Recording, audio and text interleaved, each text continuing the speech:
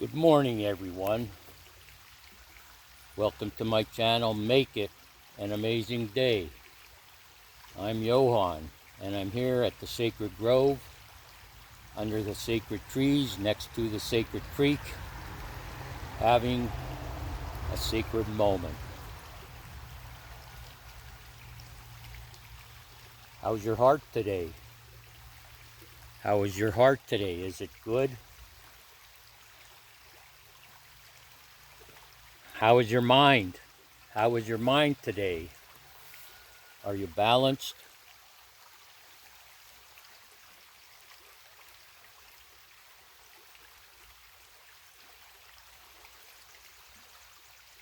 Today's topic is going to be about sin nature, the sin nature theory, actually,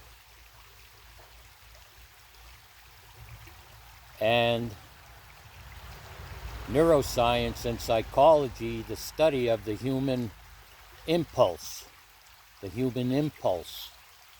we're born with.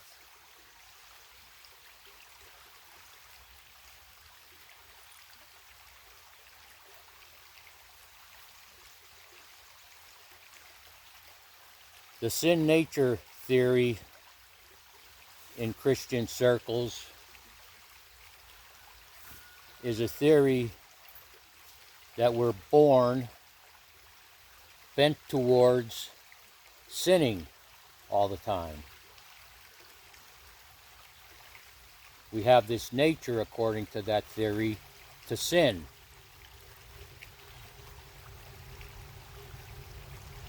As a teacher, as I've mentioned before, I'm not going to give you all the answers. However, I will provide you with enough information based on my studies and investigation, and you must Google it yourself if you're interested, if you want to know more. What's this all about?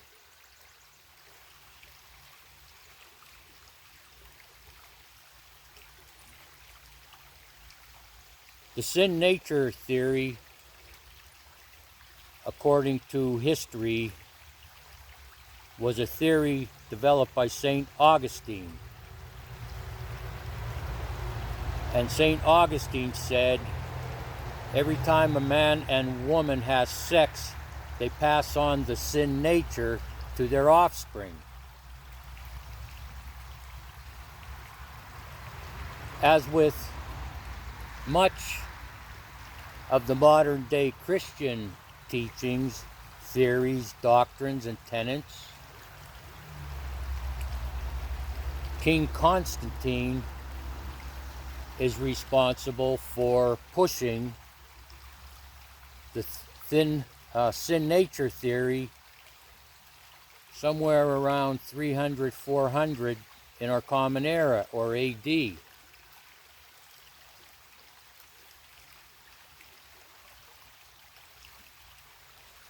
Sin nature, that theory, sin nature, is not in the Bible. You can Google it. Is sin nature in the Bible? It is not. When theological people talk about sin nature, it's always coupled with cross-references from the Bible to the downfall of man. Bible characters, in other words.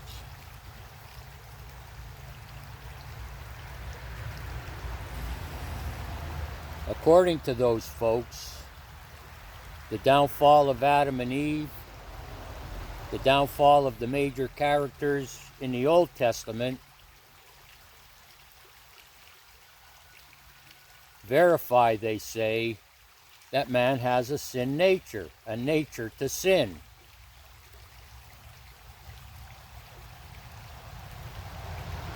So the sin nature theory, to sum it up, was started by St. Augustine and put into practical application in Doctrines and Tenets by King Constantinople. You can Google those things. I believe I have references that I could put in the links below.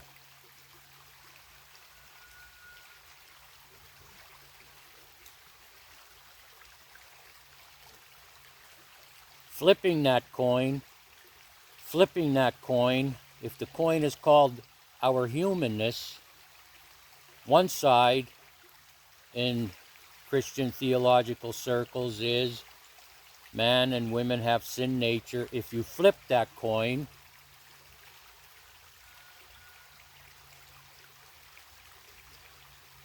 we look at observations, tests, studies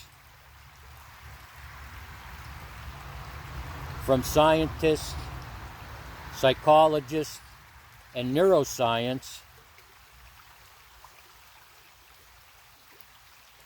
And I wouldn't say it's a theory. The results of their investigations is man and women are born with an impulsiveness to do things. People are born, humans are born with an impulsiveness to do things.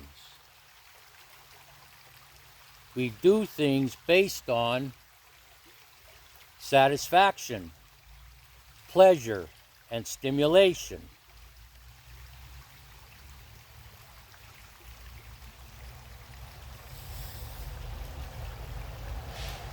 One of the videos I put up yesterday, I believe it's titled The First Step to Your Destiny, explains a little bit about what I'm getting at here with the impulsiveness.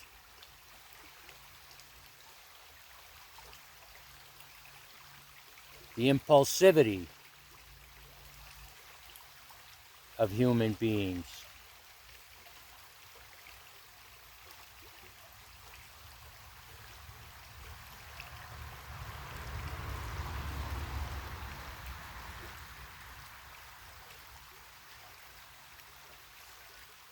You can look that up as well. Are humans born with impulsiveness? Are humans born with the impulse to do things and take action based on stimulation? And stimulation, if you go down the rabbit hole, doing things for pleasure have to do with dopamine in the brain, which is kind of like an energy that we get out of doing things. And so, as we get older, the impulse to do things is one thing. The impulse to do things we learned that are beneficial is a good thing. However, being impulsive, that is, doing things, taking actions without thinking, has dire consequences.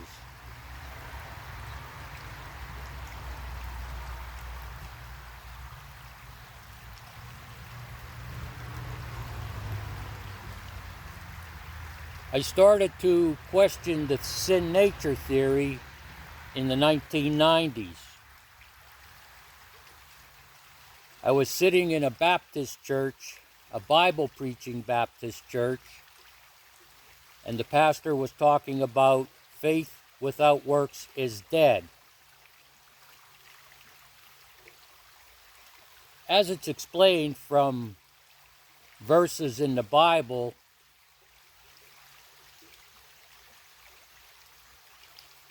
our works are contingent on our faith. Those with quality faith tend to do good works, in other words, do good things.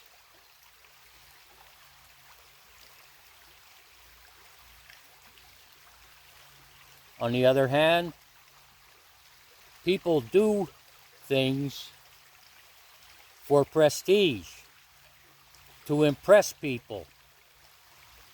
Their motives are not grounded in spirituality. Faith without works is dead. Your works will be known, it is said, by your faith. In other words, as I just described.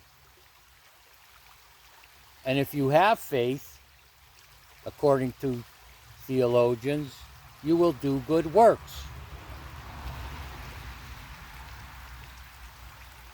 As I sat there listening to the preacher that day, he quoted scripture from the Old Testament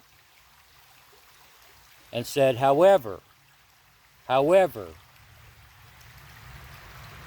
and he quoted the Old Testament verse, our works are like filthy rags to God. Our works are like filthy rags to God. And then he said, in other words, we can't ever please God.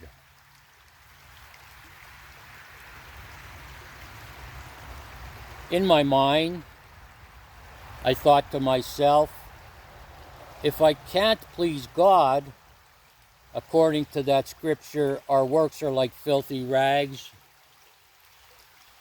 why even have faith and do good works?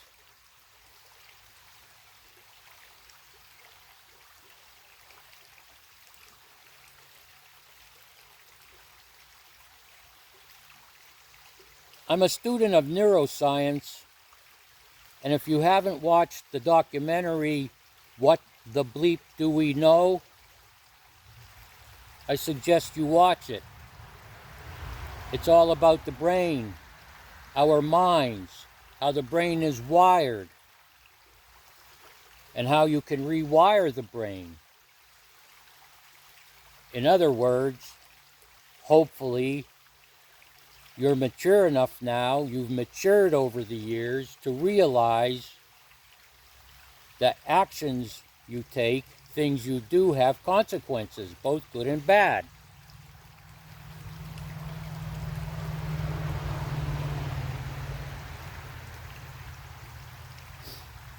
In a way, if you put up the sin nature theory against humans born with the nature of impulse to do things for pleasure or satisfaction,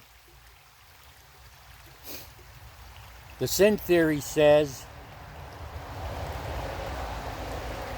we'll always miss the mark. We will always miss what we aim for. They call it sin.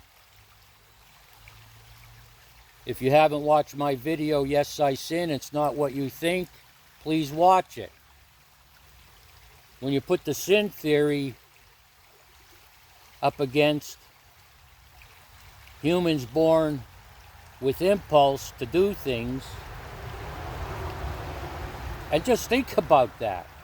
If we didn't have this impulse to do things, what would a human being be like?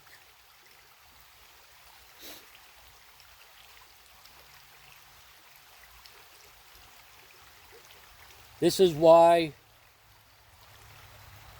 I practice spiritual principles every day, from ancient teachings, from various spiritual ways and spiritual paths, Buddhism, Sufism, Hinduism.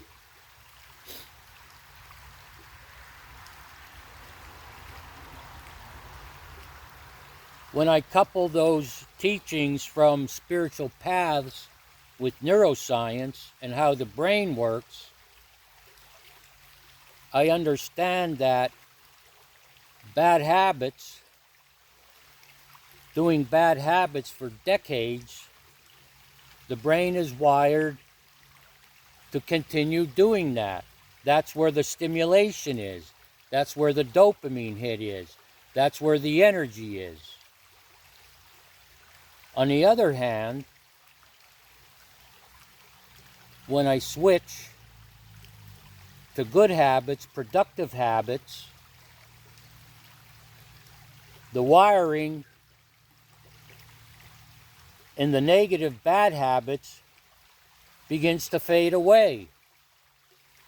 And the wiring in the mind, in the brain, to do things that are beneficial overpowers the old wiring.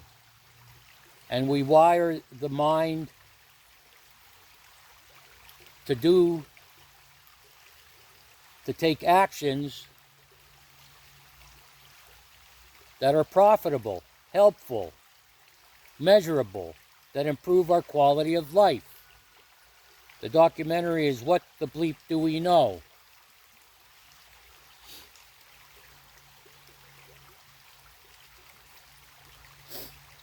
I don't believe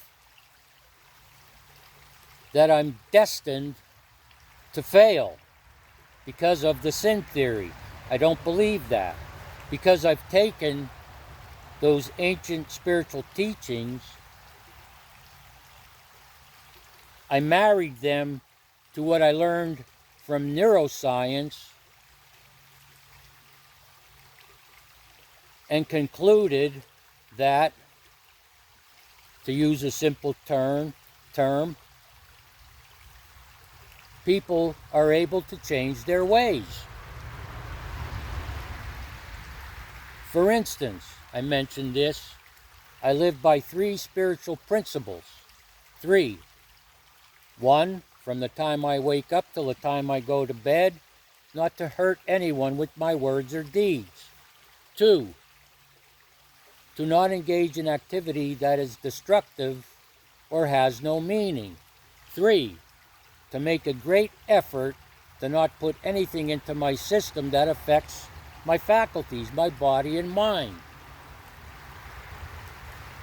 I can aim for those principles. Those are my goals, one day at a time. I've learned from teachings from the masters that if I fail,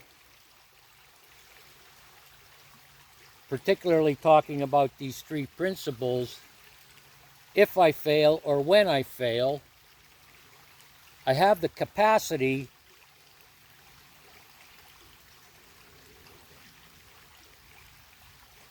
to stop that behavior through self-examination and self-inquiry. I can look at a situation. Let me give you an example. Maybe at night when I do my self-examination, self-inquiry, I realize I said something inappropriate to someone for whatever reason. I can go back then to that person and make an amends. After I make an amends, I come to a place like this, in nature,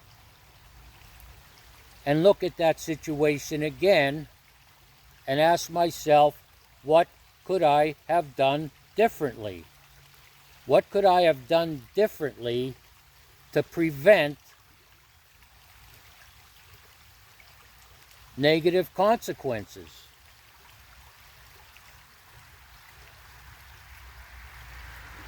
There are many variables to that. Maybe I overreacted because there was a deduction on my bank statement. And instead of handling it in a calm manner, I blew up. I overreacted and then took it out on a cashier or one of the bank employees. Maybe that day I did not sit in silence for 5 minutes, collect my thoughts, eat something, and then approach the problem. I went to the bank or credit union without eating. I went to the bank or credit union without meditation, without sitting in silence, collecting my thoughts, letting the thoughts flow, and focusing on thoughts that are important. Maybe I had good intentions on the way to the bank or credit union and got involved in some road rage. All these variables to how we handle situations. However, albeit nonetheless,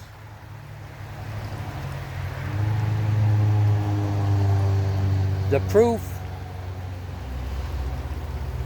that we have sin nature and never could do good because our works are like filthy rags.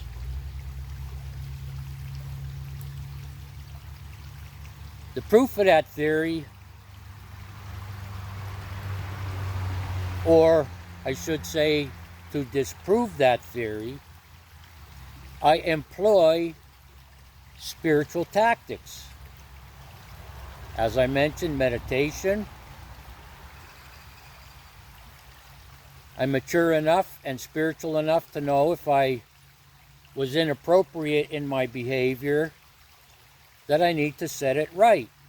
If I don't set it right, sleep on it, and wake up the next day, I wake up with an emotional hangover. I made a video about that.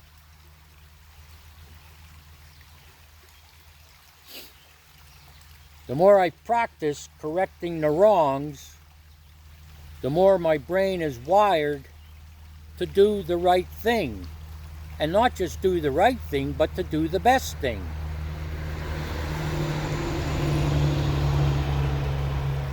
Years ago, in meditation, this thought came to me, and it's my quote, it's my saying, Johann.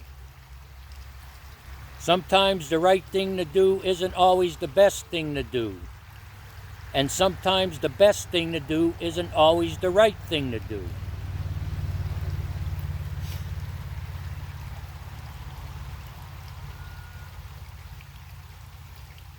Lastly,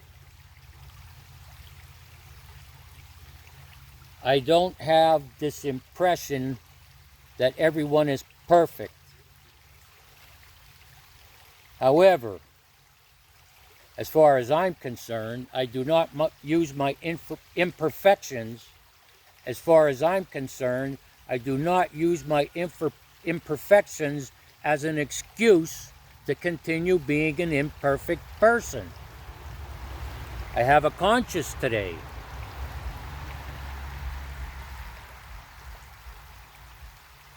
There's a Bible verse in the New Testament.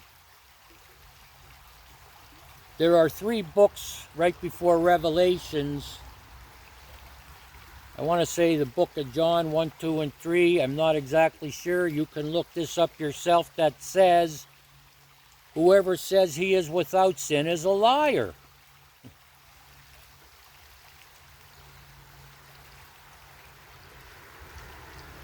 Sin goes back to ancient Greek, the Olympics, when in ancient Greece in the Olympics, archers would aim their arrow at the bullseye, and when they missed, the crowd would yell, "Sine," I believe. They would yell something, which meant you missed the mark, you missed the bullseye. Every day we wake up, we have goals, we have things to do. We have things we want to do. We aim to do them. And sometimes we miss our mark. Sometimes we're way off, and the arrow we shoot injures someone. But no one is perfect. No one is perfect.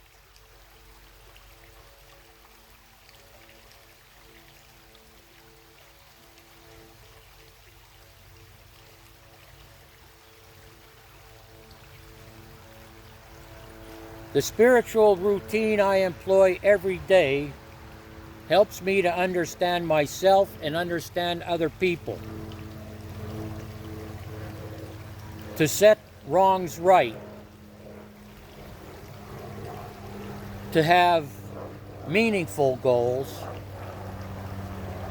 to temper and redirect my character defects and shortcomings, and very important, to be humble. To be humble. Some of our experiences humble us. Have you ever been humbled as a result of a bad experience? Did you learn from it?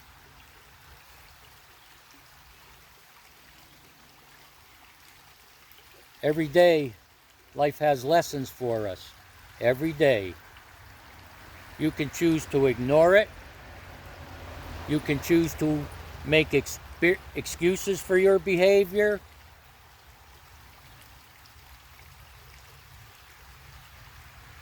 But it doesn't go away. It does not go away. Our humanness to do things, to take action. It's in our DNA.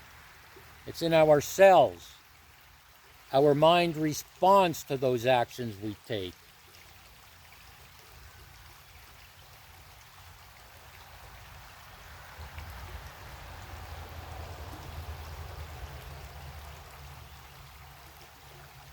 Make it an amazing day. Make it. It's your choice. It's your decision what kind of day you're going to have. And not just that, make it an amazing life. It's your choice. It's your decision what kind of life you're going to have. So have a good one. Until the next videos, thank you for stopping by. Thank you for taking the time and listening to this whole video. I'm a storyteller, and I work up to a point to make a point. I appreciate your patience. Consider liking, subscribing, and sharing the video. Have a good day.